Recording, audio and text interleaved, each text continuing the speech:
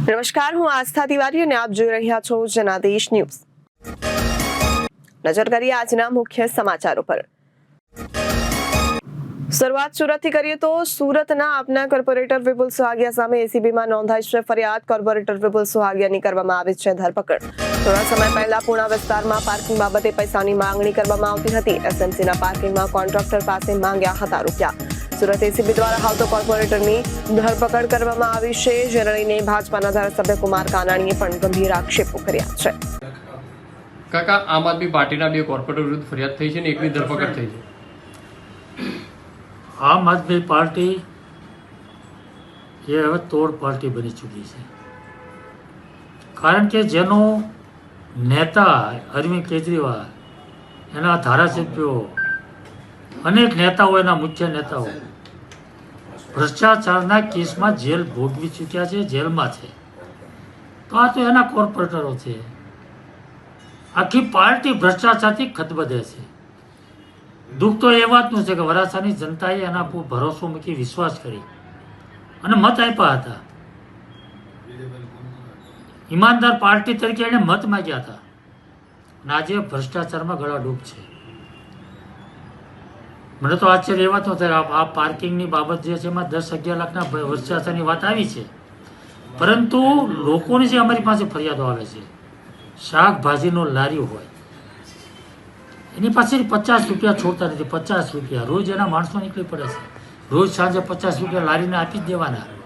આટલો મોટો ભ્રષ્ટાચાર કરી રહ્યા છે, એટલે જેના નેતાઓ ભ્રષ્ટાચાર હોય, એના માણસો, એના કોર્પોરેટરો ભ્રષ્ટાચારી જ હોય અને ભ્રષ્ટાચાર જ કરી રહ્યા છે। આખી જનતા હવે જાણી ચૂકી છે અને એટલા માટે હવે લોકોનો જે વિશ્વાસ તોડ્યો છે અને એ લોકો જાણે છે કે હવે અમારી પાસે 1 વર્ષ છે, વર્ષ પછી કોર્પોરેશન ચૂંટણી આવવાની છે, ટિકિટ મળે તો બી અમે જીતવાના નથી, લોકો મત આપવાના નથી, એટલા માટે બેફામ બનીને બેધડક ડર વગર ભ્રષ્ટાચાર કરી રહ્યા છે। ખૂબ જ ગંભીર બાબત છે। સુરતના મલ્ટી લેવલ પાર્કિંગ કોન્ટ્રાક્ટરને કોન્ટ્રાક્ટ કરાવી ધમકી આપી 10 લાખની લાંચ માંગવા મામલે આપના 2 કોર્પોરેટર એસીબીમાં ભેરવાયા છે। આપના કોર્પોરેટર જીતુ કાછડિયા અને વિપુલ સુહાગિયા સામે કોન્ટ્રાક્ટરે ફરિયાદ કરી છે। કોન્ટ્રાક્ટરે આ બાબતે પુરાવા સાથે એસીબીમાં ફરિયાદ કરી હતી। કોન્ટ્રાક્ટરે રજૂ કરેલા રેકોર્ડિંગ એફએસએલમાં મોકલાયા હતા, તે સાચું હોવાનું પુરવાર થયું છે। ત્યારબાદ આપના કોર્પોરેટર જીતુ કાછડિયા અને વિપુલ સુહાગિયા ગુનામાં આરોપી ઠર્યા છે, તેથી આપના કોર્પોરેટર વિપુલ સુહાગિયાની એસીબી દ્વારા ધરપકડ કરાઈ છે।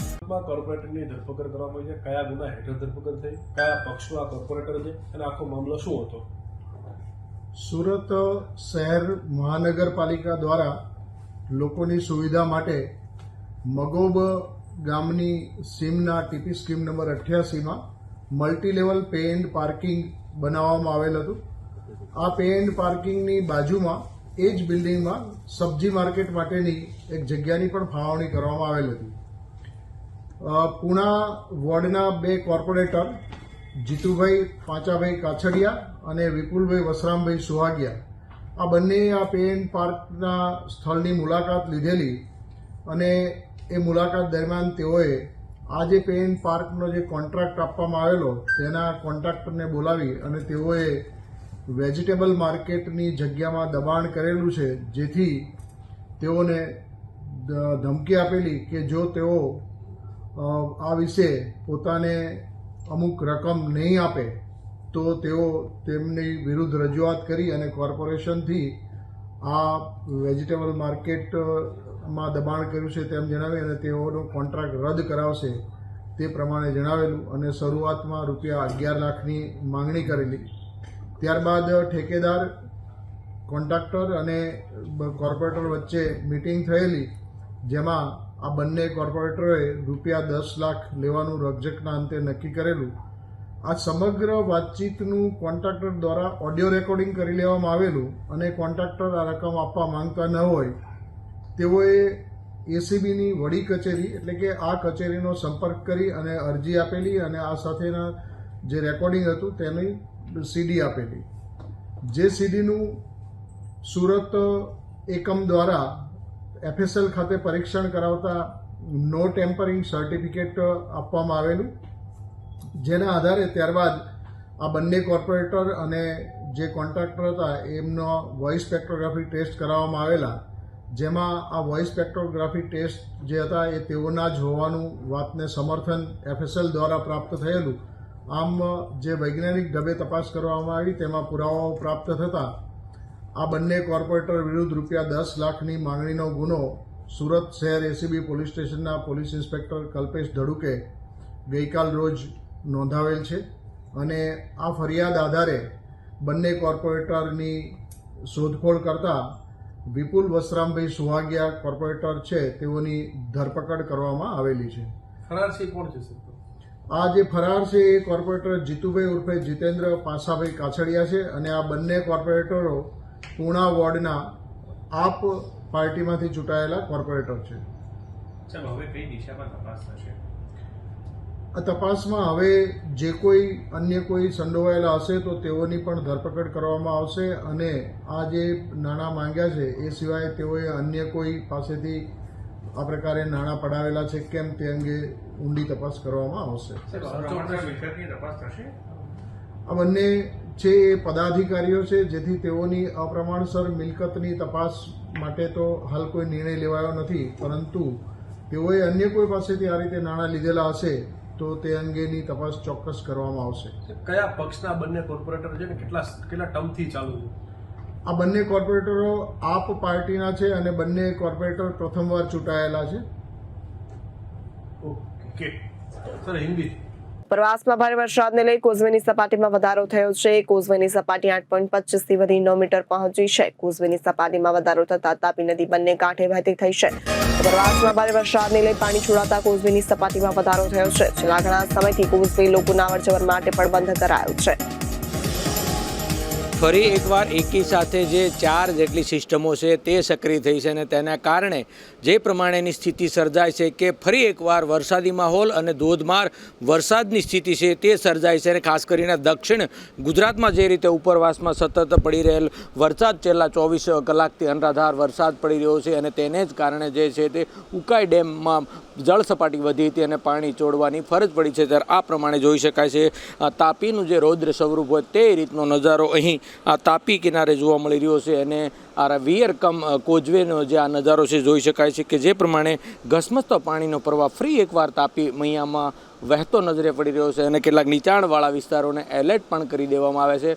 પરંતુ મહત્ત્વની વાત છે કે આ વિયર કમ કોઝવે છેલ્લા લાંબા સમયથી અહીં વાહન ચાલકો માટે બંધ કરી દેવાયો છે. ત્યારે બીજી બાજુ આ વરસાદનો કહેર સતત આગાહી વચ્ચે વરસાદ છે તે પડી રહ્યો છે અને તેને લઈને ફરી એકવાર રાજ્યમાં ભારેથી અતિભારે વરસાદ પડવાની જે હવામાન વિભાગ દ્વારા આગાહી કરવામાં આવી છે અને હવામાન નિષ્ણાતોનો જવાબ મુજબ જો વાત કરીએ તો એકની સાથે 4 સિસ્ટમ સક્રિય થવાને કારણે મધ્ય દક્ષિણ ગુજરાત સહિતના વિસ્તારોમાં ભારેથી અતિ ભારે વરસાદ છે તે પડવાની સંભાવના વ્યક્ત કરી છે. તો બીજી બાજુ સુરત અને ભરૂચને રેડ એલર્ટમાં જારી કરી દેવામાં આવ્યું છે અને આ પ્રમાણેની સ્થિતિ છે. તો યલો એલર્ટ કેટલાક 11 જેટલા ગુજરાતના જિલ્લાઓમાં પણ કરવામાં આવ્યું છે અને વરસાદ છે તે સર્વત્ર જગ્યાએ ગુજરાતમાં જે પ્રમાણેની સ્થિતિ છે તે વરસાદ વરસી શકે છે અને આ વરસાદ છે તે ભારે વરસાદ વરસવાને કારણે ધરતીપુત્રો એટલે કે ખેડૂતોને પણ પારાવાર મુશ્કેલીનો સામનો અને નુકસાની વેઠવાનો વારો આવ્યો છે. કારણ કે કુદરત જે રીતે રૂઠો હોય તે રીતના દ્રશ્યો ખેડૂતોને જ્યારે વરસાદ જોઈતો હોય છે ત્યારે નથી આવતો અને જ્યારે નહીં જરૂર હોય ત્યારે અતિથી ભારે અતિ વરસાદ છે તે ખેડૂતો માટે ખૂબ જ માઠા સમાચાર છે. ત્યારે આ રીતની સ્થિતિ સર્જાય છે અને સુરત અને ભરૂચને ફરી એકવાર રેડ ઝોનમાં છે અને અતિથી ભારે વરસાદની આગાહી વ્યક્ત કરવામાં આવી છે. તો તાપી નદીમાં 2 કાંઠે રૌદ્ર સ્વરૂપ હોય તે રીતના દ્રશ્યો સામે આવ્યા છે અને હજુ પણ પાણી જો વધુ છોડાય તો નીચાણવાળા વિસ્તારોને ખાલી કરાવવાની નોબત પણ આવી શકે છે. સહયોગી પરેશ રાઠોડ સાથે અરવિંદ રાઠોડ, જનાદેશ ન્યૂઝ, સુરત. ભાવનગર યુનિવર્સિટીમાં આઉટસોર્સિંગથી કામ કરી રહેલા 45 જેટલા કર્મચારીઓને છૂટા કરી દેતા રજૂઆત કરાઈ છે. ત્યારે ભાવનગર યુનિવર્સિટીમાં ઘણા લાંબા સમયથી ફરજ બજાવતા આઉટસોર્સિંગના કર્મચારીઓને છૂટા કરી દેવામાં આવતા યુનિવર્સિટીને રજૂઆત કરવામાં આવી હતી. ભાવનગર મહારાજા કૃષ્ણકુમારસિંહજી યુનિવર્સિટીમાં ઘણા વર્ષોથી 45 જેટલા કર્મચારીઓ આઉટસોર્સિંગથી કામ કરી રહ્યા હતા, જેમને અચાનક છૂટા કરી દેવામાં આવતા કર્મચારીઓ દ્વારા રજૂઆત કરવામાં આવી છે. જો કે યોગ્ય કરવામાં નહીં આવે તો રાજ્ય સરકાર સુધી પણ ઘા નાખવાની ચીમકી ઉચ્ચારાઈ છે. મારું નામ મકવાણા દીપક એમ છે. અમે આ કર્મચારીઓ મહારાજા કૃષ્ણકુમારસિંહજી ભાવનગર યુનિવર્સિટીમાં ઘણા સમયથી ફરજ બજાવીએ છીએ, બરોબર, અને નિષ્ઠા અને કાળજીથી ફરજ બજાવીએ.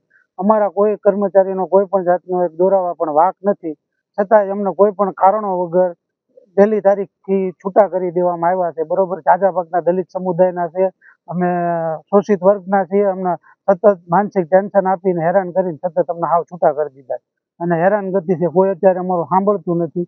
ગૌતમ સિક્યુરિટી છે, એને અમારી પાસેથી 35 કાગળમાં સહી લેવડાવી, કોરા કાગળમાં સહી ને સિક્કા કરાવ્યા અને તમને એમ કીધું કે અમને તમને નોકરીએ લઈ લઈશું, પણ નોકરીએ ન લીધા અને છૂટા કરી દીધા. મિનિમમ વેજીસનો સરકારનો નિયમ છે, મિનિમમ વેજીસ પ્રમાણે તમને પગાર મળે, પણ મિનિમમ વેજીસ પ્રમાણે પગાર નહોતા આપતા.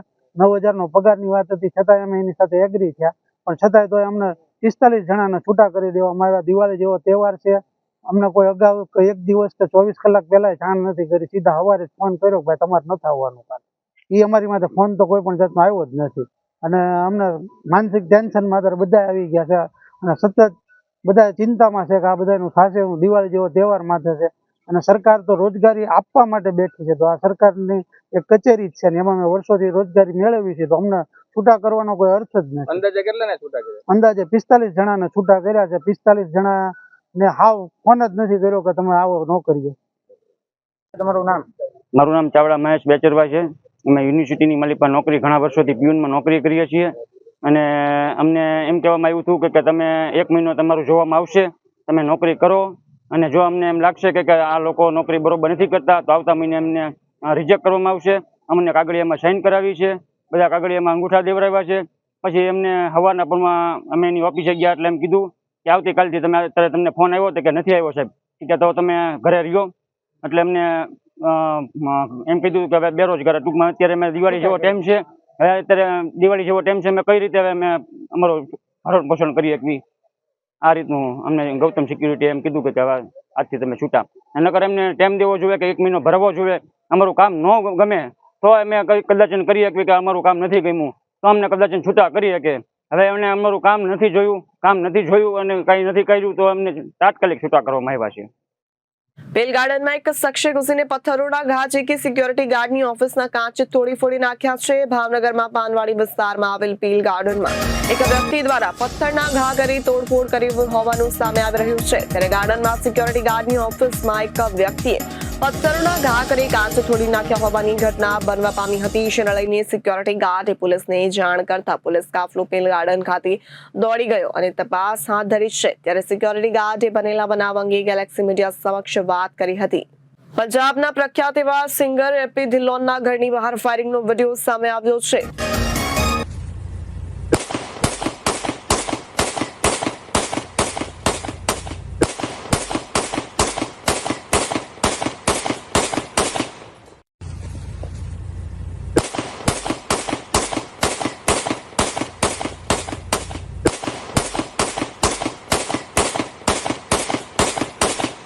मुख्यमंत्री कप अंतर्गत केडी सिंह बाबू स्टेडियम आयोजित मोहन बागान અને ઈસ્ટ બંગાળ વચ્ચેની ફૂટબોલ મેચમાં સોમવારે મુખ્યમંત્રી યોગી આદિત્યનાથ મુખ્ય અતિથિ તરીકે હાજર રહ્યા હતા. આ દરમિયાન તેનો કોઈ વિડીયો સોશિયલ મીડિયા પર વાયરલ થઈ રહ્યો છે, જેમાં તે ફૂટબોલને લાત મારતા પણ જોવા મળી રહ્યા છે. વિડીયો તમને બતાવીએ.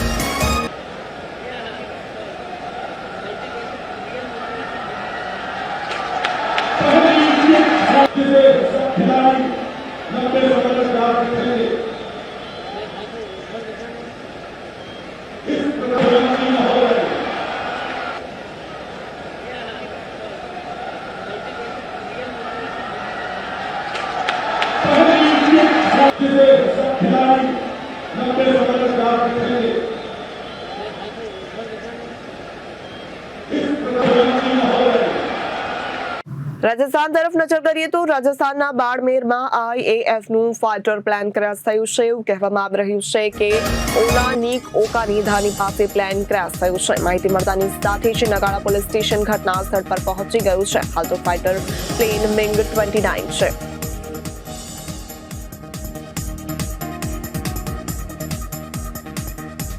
મુંબઈ પોલીસની ફરી એકવાર સરાહનીય કામગીરી સામે આવી છે. તમને જણાવીએ કે મુંબઈમાં એક વ્યક્તિ ચાલતી ટ્રેનમાં બેસી રહ્યો હતો. તેનો પગ લપસી જતા પ્લેટફોર્મ અને ટ્રેનની વચ્ચે ફસાઈ ગયો હતો. જેને લઈને મુંબઈ પોલીસના કર્મચારીએ જેનો જીવ બચાવ્યો હતો. મુંબઈ પોલીસની આ કામગીરીનો વિડીયો તમને બતાવીએ.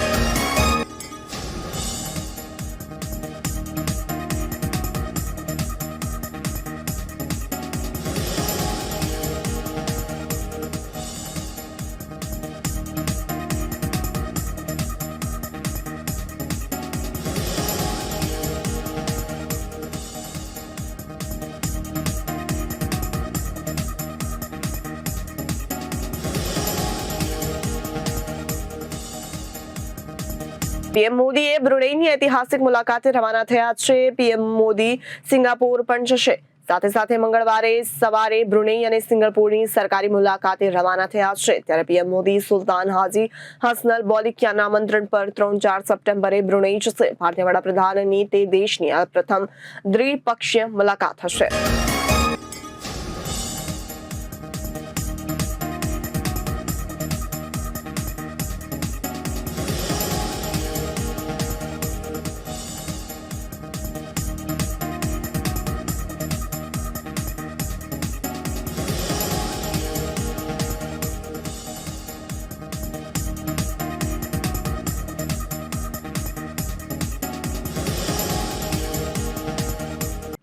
તો આ હતા આજના મુખ્ય સમાચાર. ફરી મળીશું નવી વિગતો સાથે. ત્યાં સુધી જોતા રહો જનાદેશ ન્યૂઝ. નમસ્કાર.